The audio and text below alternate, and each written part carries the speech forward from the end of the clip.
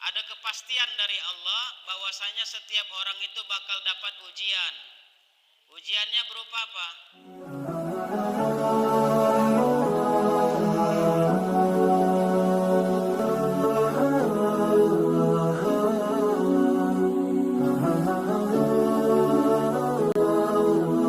Bismillahirrahmanirrahim. Assalamualaikum warahmatullahi wabarakatuh. Alhamdulillahi wa kafa, wassalatu wassalamu ala nabiyil mustafa Sayyidina Muhammad Rasulillah ibn Abdillah wa ala alihi wa ashabihi wa man tabi'ahu wa mawala. Rabbi shrah li sadri wa yassir li amri wahlul 'uqdatam min lisani yafqahu qawli. Subhanaka la ilma lana illa ma 'allamtana innaka antal alimul hakim. Allahumma la sahla illa ma ja'altahu sahla wa anta taj'alus sa'ba idza syi'ta sahla wal 'aqibatu lil muttaqina wa la 'udwana illa 'alal zalimin, amma ba'du. Alhamdulillah, kita bersyukur kepada Allah SWT. Pada Ahad subuh ini kita dipertemukan kembali oleh Allah dalam rangka mengikuti pengajian. Judul tausiah kita pada pagi hari ini yaitu kiat menghadapi bencana. Kiat menghadapi bencana. Karena bencana ini memiliki beberapa bagian. Salah satu bentuk dari bencana adalah bala. Bala. Bukan bala 12. Jadi bala itu tidak enak. Bala satu beda enak, apalagi bala 12. Yang kedua, bencana yaitu musibah. Ada bala, ada musibah. Kemudian yang ketiga ada fitnah.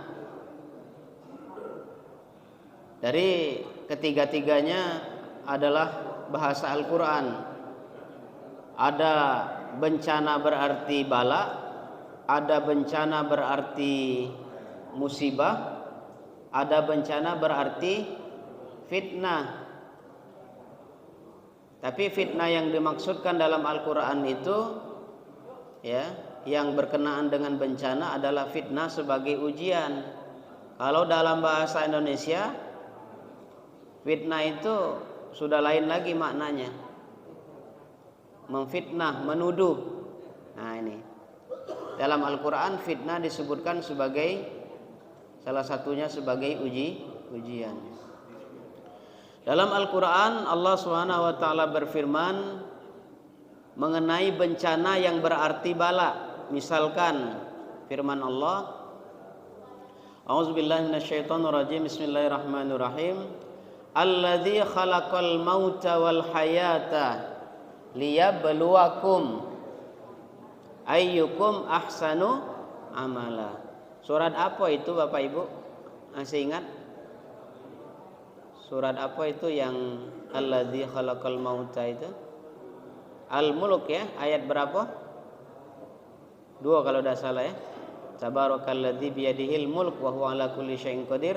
Alladzi khalaqal mauta wal hayata liyabluwakum. Dialah Allah yang telah menciptakan kamu, yang telah menciptakan mati dan hidup, liyabluwakum, agar dia mengujimu. Nah, kata-kata liyabluwakum ini termasuk bala. Liyabluwakum, agar Allah menguji. Ya, jadi bala itu artinya ujian. Kemudian yang berikutnya, misalkan dalam surat yang dibaca oleh imam tadi, ibu-ibu tahu tak siapa nama imam tadi? Lupa ya? Nah, ya, baca pula. Iya. Mudah sebenarnya ngingatnya ya. Ayat yang dibaca tadi salah satu ayatnya walanabluwannakum bisyai'im minal khaufi wal ju'i wa naqsi minal amwali wal anfusi wath thamarat wa basyiris sabirin. Ada kata-kata bala ada di situ. Wala nabluwannakum, nabluwa asal katanya dari bala, ya beli bala jadi ujian.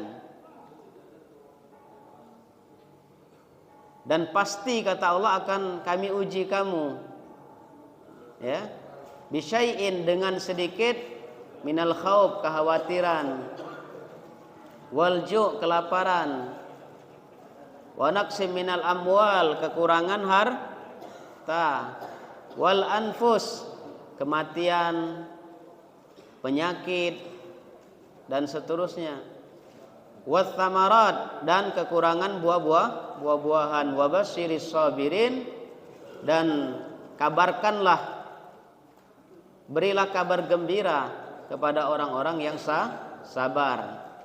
Nah, kata-kata walana bluwannakum di situ maknanya bala. Maknanya ujian. Kemudian bagian daripada bencana yang ketiga adalah fitnah. Apa Pak? Bu? Makai F apa makai P? Makai F, fitnah. Kalau fitnah, nah itu beda lagi.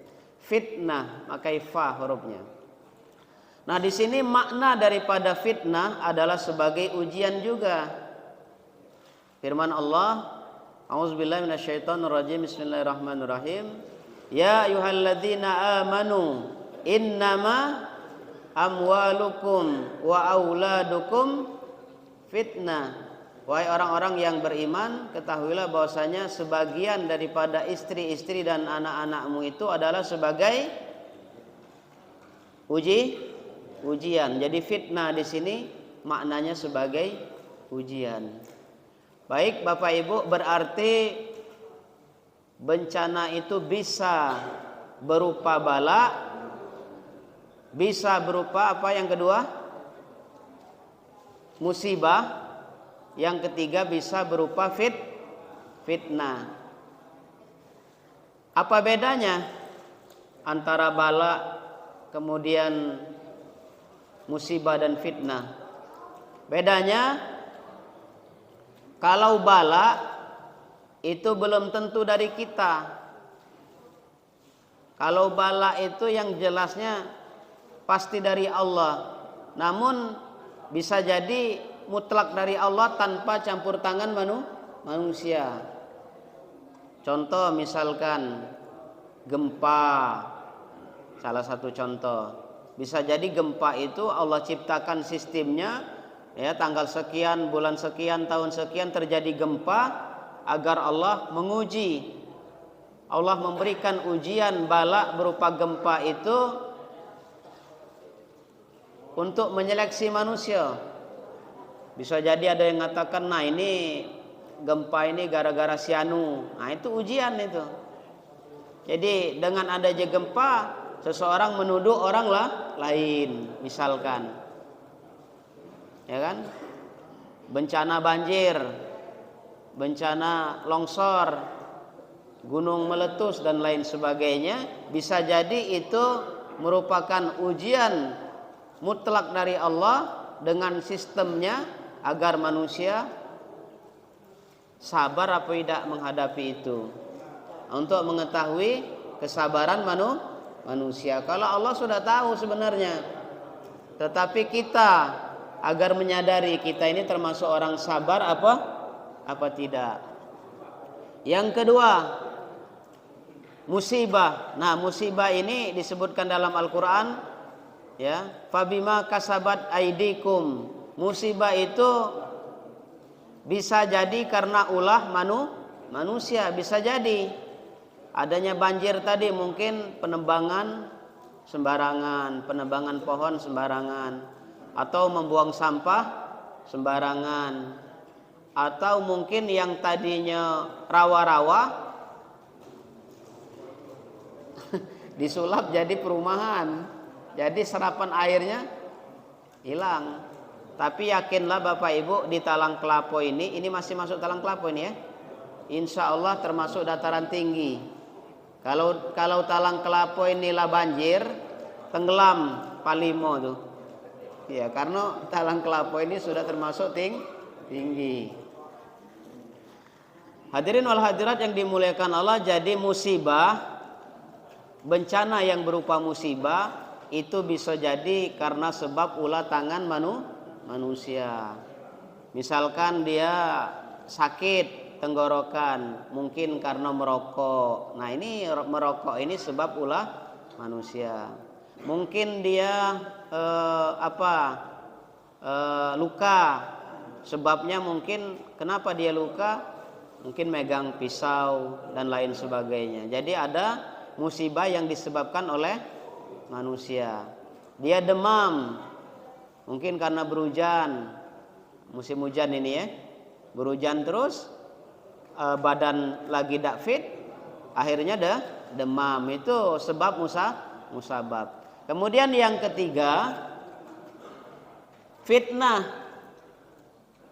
yaitu sebagai ujian.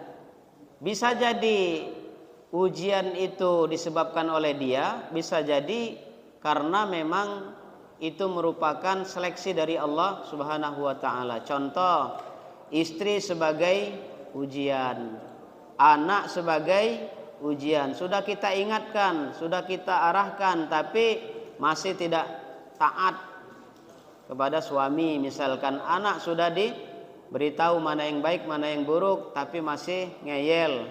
Nah, ini fitnah sebagai ujian.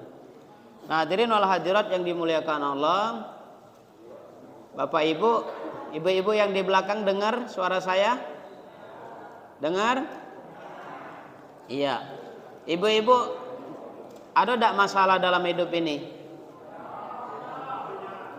Coba angkat tangan yang tidak kate masalah. Yang tidak kate masalah coba angkat tangan, tidak pernah mengalami masalah.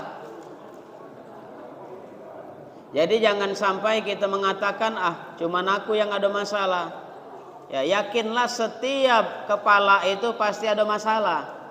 Setiap yang ada dalam kepalanya itu pasti ada masalah, cuman berbeda-beda tingkatannya.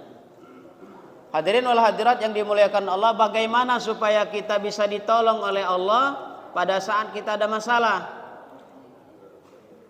Bu,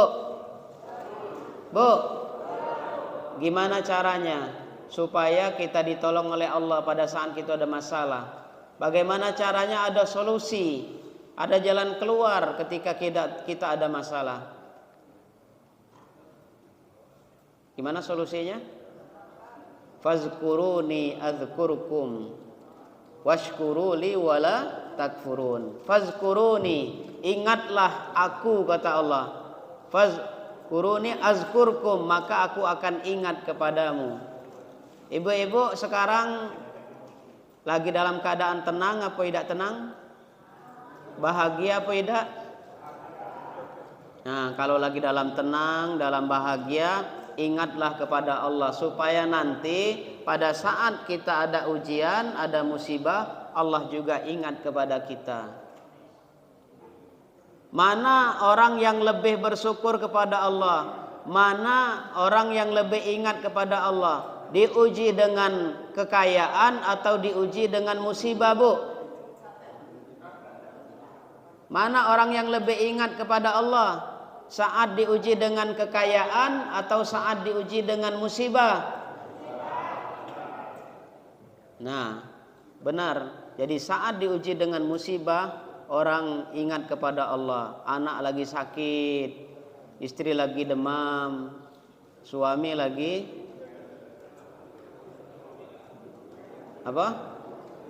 suami kawin lagi misalkan. Nah, itu ujian yang paling berat itu.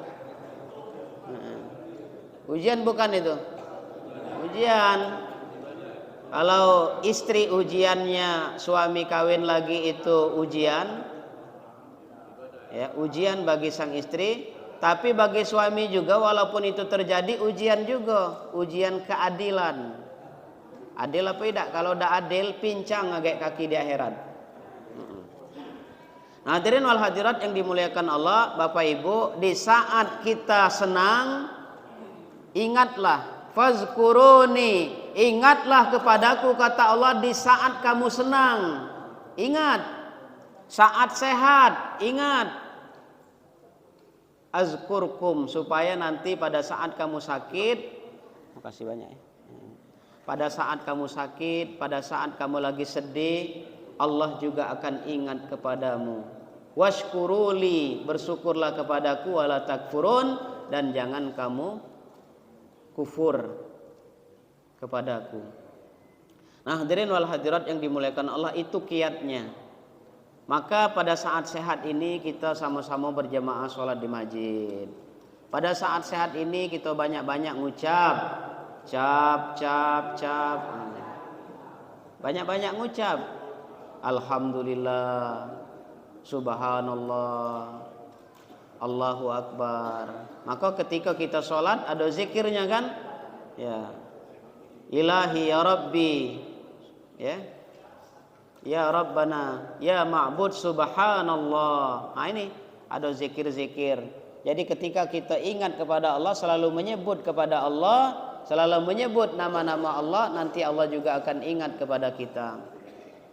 Kemudian berikutnya, kiat yang berikutnya, ya ayyuhalladzina amanu sta'inu bis-sabri was-shalah. Itu kiat yang kedua menghadapi bencana.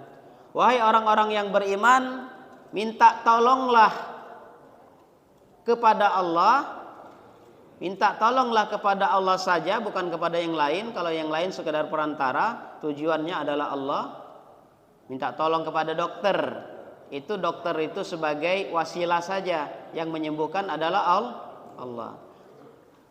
Minta tolonglah kepada Allah melalui, nah ini melalui ini, bisa melalui dokter, bisa melalui yang lain, tapi utamanya kata Allah melalui sabar. Melalui sabar dan sholat. Wasta'inu bis sabri was sholat. Apa tadi artinya? Minta tolonglah kepada Allah melalui ya sifat sabar dan mengerjakan sholat. Jadi Bapak Ibu, kalau kita rajin sholat, apalagi berjamaah, kalau kita memiliki kebiasaan sabar dalam menghadapi segala sesuatu, maka insya Allah ada jalan keluarnya. Jadi orang yang selalu sholat, ya, orang yang selalu ingat kepada Allah dan sabar, tawakal, insya Allah ada jalan setiap masalah yang ia hadapi. Jadi kalau kita tidak lupa dengan Allah, insya Allah Allah bersama kita. Contoh misalkan waktu kawin dulu, ya, dulu waktu menikah niatnya karena Allah, ya, ku terima nikahnya dan kawinnya si fulanah binti fulan dengan mas kawin yang tersebut. Dalam hatinya, ya Allah, aku berniat menikah ini karenamu ya Allah. Ada masalah saat menjalani pernikahan, akan ditolong oleh Allah. Bertengkar suami istri misalkan, sudah ya, istrinya lagi panas, lagi mungkin kurang stabil, suaminya pergi ke masjid sholat berjamaah. Pas balik dari sholat tiba-tiba lah senyum istri tadi, kurang-kurang dibuat kenyepulok teh misalkan. Nah, ngapa seperti itu? Karena dia minta tolong kepada Allah. Waktu nikah dulu dia berniat karena Allah, kemudian dia sabar dan sholat, maka akan diberikan jalan keluar oleh Allah SWT. Jadi sholat ini fungsinya selain daripada kita beribadah kepada Allah, sholat itu untuk menghadapi ujian. Ketika orang rajin sholat akan diberikan jalan keluar oleh Allah SWT. Itulah makna wasta'inu bis sabri was shalah. Kemudian ayat berikutnya surat Al-Baqarah, kalau tadi ayat 152, 153, yang berikutnya wala taqulu liman yuqtalu fi sabilillahi amwat. Jangan kamu mengira bahwasanya orang yang mati di jalan Allah itu benar-benar mati. Tidak, yang mati cuma jasadnya. Bal ahya, mereka itu hidup sebenarnya. Walakin la tash'urun, akan tetapi kamu tidak sadar. Ya. Bu, ya, masih mendengar? Ya. Yang kalau orang meninggal itu, tapi meninggalnya bukan mendingan. Kalau mendingan sehat, ya. Kalau orang meninggal itu yang mati jasadnya apa ruhnya? Jasadnya baik, ya. Nah, jadi istilah apa namanya mati itu berlaku hanya bagi jasad. Kalau bagi roh kita ini tidak mati-mati tidak. Ya. Jadi roh itu tidak mati terus-menerus. Nah, salah satu ujian adalah kematian. Makanya tadi di awal Allah SWT menyuruh kita agar supaya sabar dan melaksanakan sholat. Karena di antara ujian itu adalah kematian. Bu, mati itu pasti apa tidak? Fardu ain apa fardu kifayah? Wajib apa sunnah mati itu? Wajib, bukan sunnah. Ya. Bukan sunnah. Setiap orang wajib mati. Lihatlah diri kita sekarang ini. Setiap kita ini hukumnya wajib mati. Cuman waktu dan tempat yang kita tidak tahu. Kapan dan di mana kita tidak tahu. Tapi hukumnya wajib. Jangankan kita, presiden lagi mati. Raja-raja mati, rakyat mati, wong kaya mati, wong miskin mati. Mati itu sebagai ujian yang berat.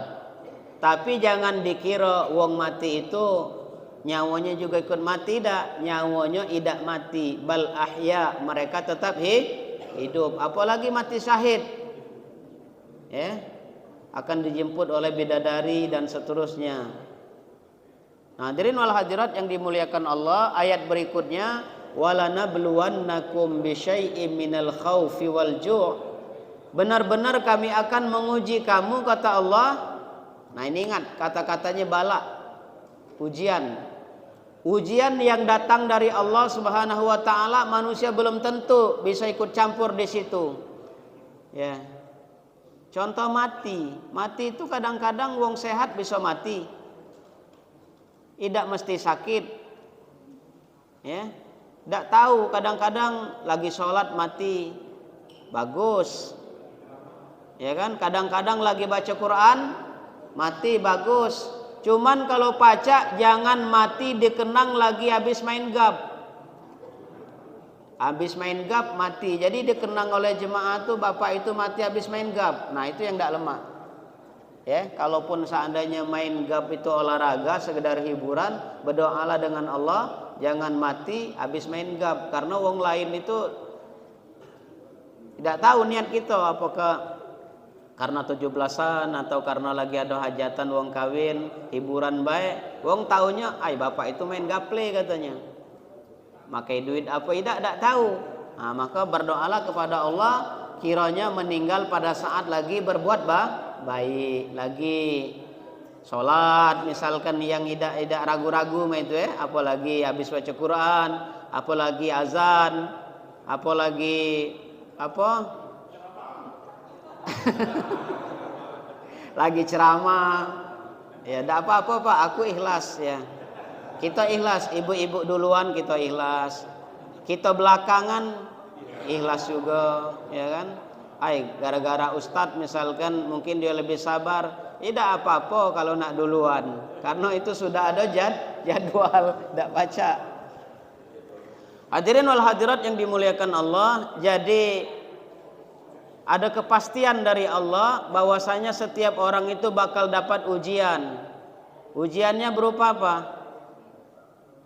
Minal khauf, rasa khawatir. Bapak Ibu khawatir enggak? Takut enggak kalau ada gempa? Takut ya. Bapak Ibu khawatir enggak kalau misalkan anak tadi nakal misalkan? Bapak Ibu khawatir enggak di jalan? Jangan-jangan lagi habis minyak misalkan, atau pecah ban, atau ada kerusakan. Khawatir enggak? Nah, rasa khawatir itu setiap orang pasti mengalami.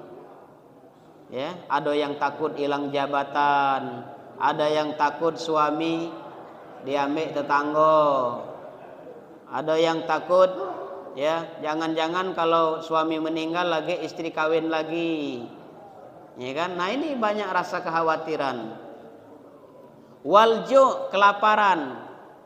Kelaparan ini tidak mesti dialami oleh orang miskin, bisa juga wong kaya lagi nyetir mobil, rumah makan dak katik malam-malam, lapar. Ya kan? Nak mampir dak katik yang buka. Misal ini, telat makan itu bisa dialami oleh semua orang. Wa naqsim minal amwal, kekurangan harta.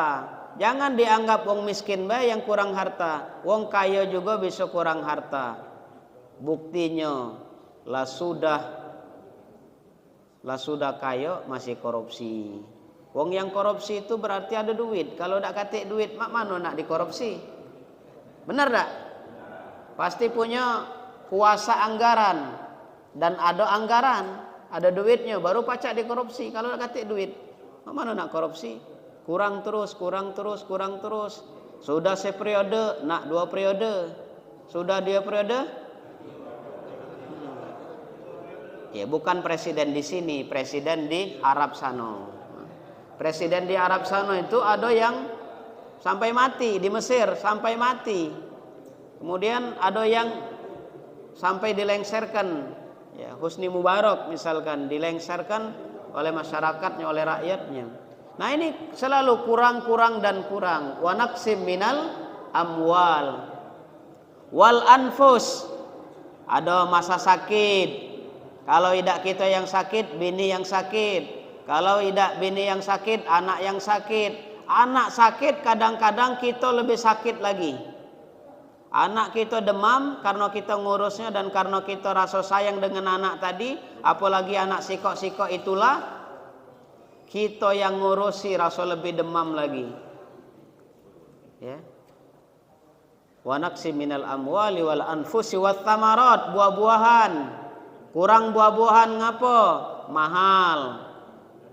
Ya, buah-buahan itu walaupun banyak harganya mahal, kita tidak terbeli, termasuk kurang juga kita mengkonsumsi. Contoh misalkan buah pepaya, buah kates. Kalau di dusun paling-paling 1.000 sikok itu. Ya, contoh misalkan di Komering, buang-buang bae itu buah kates itu, pisang, buang-buang bae. Sikok kates besar itu paling 1.000. Nah, di daerah Masjid Muhajirin ini, Talang Kelapa ini berapa sekilo? 8.000. Nah, tidak pula jauh beda berarti tebakan aku tadi. 7.000, 8.000 kates. Kadang-kadang tidak katik duit atau kadang-kadang lupa nak beli. Wa naqsim minal amwali wal anfusi was samarat, kurang konsumsi buah-buahan. Padahal konsumsi buah-buahan itu bagus. Ya. Rasa manis yang ada dalam buah-buahan itu asli. Tidak menyebabkan gula darah. Kalau gula yang kita minum dengan air kopi, air teh, bisa nambah kadar gula darah. Tapi kalau manis yang dari buah-buahan itu alami. Nah, jadi penting untuk kesehatan, tapi belum tentu kita bisa mengkonsumsi terus buah-buahan itu. Wathamarat. Nah, seluruh ujian tadi itu intinya wabasyiris sabirin, berikanlah kabar gembira bagi orang-orang yang sabar. Ya, Bapak Ibu, siapa yang paling ikhlas dalam hidup ini? Siapa yang paling ikhlas dalam hidup ini? Contohnya, salah satunya adalah tukang parkir. Tukang parkir tuh ikhlas nih dia. Ngapa ikhlas? Ya, mobil banyak, ya, motor banyak. Tiap kali motor itu pergi dia ikhlas. Tidak apa-apalah. Ya, mobil pergi, motor pergi, ikhlas. Ikhlas tak? Ikhlas. Banyak mobil, banyak motor, dia biasa-biasa baik. Tidak sombong. Ada tak tukang parkir yang sombong? Mobilnya banyak, motornya banyak, tidak sombong. Kemudian mobil pergi sikok-sikok, motor pergi sikok-sikok, dia sabar. Nah, itu contohnya, sifatnya. Filosofinya di situ. Jadi kita ini milik Allah dan akan kembali kepada Allah. Jadi kalau pemiliknya yang nak ngambil, mak mano kita nak nahan. Istri misalkan dipanggil oleh Allah, mak mano nak nahannya, dak pacak, karena semua kita milik Allah dan akan kembali kepada Allah. Pak, kepengen bini dulu apa kepengen bapak dulu? Sama-sama ya, pacak apa sama-sama? Ya, jangan pacak nak dipilih, karena itu jadwalnya sudah diatur. Nah, jadi apabila puncak daripada kesabaran itu kita mengatakan kita ini milik Allah, berasal dari Allah dan akan kembali kepada Allah. Nah, inilah salah satu kiat-kiat kesabaran ini. Jadi kesabaran itu Bapak Ibu pahalanya unlimited. Wabasyiris sabirin. Ya, alladzina idza asabathum musibah, ketika mereka dapat bencana berupa musibah, berupa yang lain-lain, bencana, fitnah dan sebagainya, qalu inna lillah, mereka menyadari dalam hatinya kita ini milik Allah. Ya, milik Allah, akan kembali kepada Allah. Kadang-kadang kita tuh dijadikan alat oleh Allah, dijadikan alat. Nah, ini sebagai contoh. Nah, sebagai contoh ini akan mendapatkan pahala dari Allah, karena itu ujian dari Allah, bukan kesalahan dia, tapi dia dijadikan contoh oleh Allah agar supaya dia sabar, menjadi pelajaran bagi yang lain misalkan. Nah, orang-orang yang sabar itu pahalanya unlimited. Ulaika alaihim shalawatum mir rabbihim wa rahmah. Orang-orang yang sudah diuji oleh Allah dan ujian itu pasti, dan saat diuji itu dia kemana? Kembalinya kepada dukun, kembalinya kepada jin, apa kembali kepada Allah? Ujian. Di saat dia miskin, dia nyandarkannya kemana? Saat miskin lari ke Gunung Kawi misalkan. Saat miskin ya datang ke dukun. Nah, apakah saat miskin itu dia kembali ke Allah apa tidak? Nah, itu ujian. Kalau dia kembali kepada Allah, ulaika alaihim shalawatu mir rabbihim wa rahmah, mereka mendapatkan sholawat. Apa arti sholawat Bapak Ibu? Bu, apa arti sholawat? Sholawat memiliki 3 arti, 3 makna. Salawat yang pertama kalau dari Allah itu artinya rahmat, kasih sayang. Kalau salawat dari malaikat artinya memohonkan doa untuk manusia yang berbuat salah. Kalau salawat dari kita sholat itu artinya doa.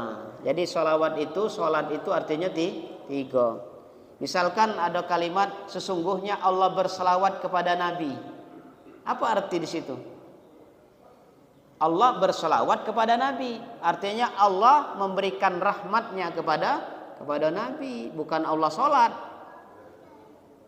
Ya, kemudian malaikat berselawat misalnya kepada manusia, artinya memohonkan ampun bagi manusia.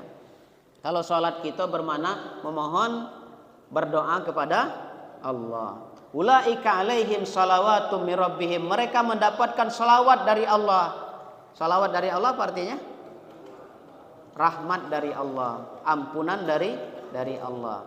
Wa rahmah, kasih sayang. Wa ulaika humul muhtadun, orang-orang itulah yang mendapatkan petunjuk. Jadi orang yang mendapatkan petunjuk itu cirinya kalau dapat musibah dia sabar. Orang yang mendapat petunjuk itu cirinya apabila dapat musibah dia tawakal kepada Allah. Orang yang dapat petunjuk itu cirinya dia melaksanakan ibadah sholat. Nah, orang-orang yang seperti itu akan mendapatkan petunjuk dan mendapatkan jalan keluar dari sisi Allah Subhanahu wa ta'ala. Demikian sebagai pengantar kepada Bapak Ibu yang ingin bertanya tentang kiat-kiat menghadapi bencana atau musibah, bala dan fitnah tadi. Kepada Bapak Ibu yang ingin bertanya kami persilakan.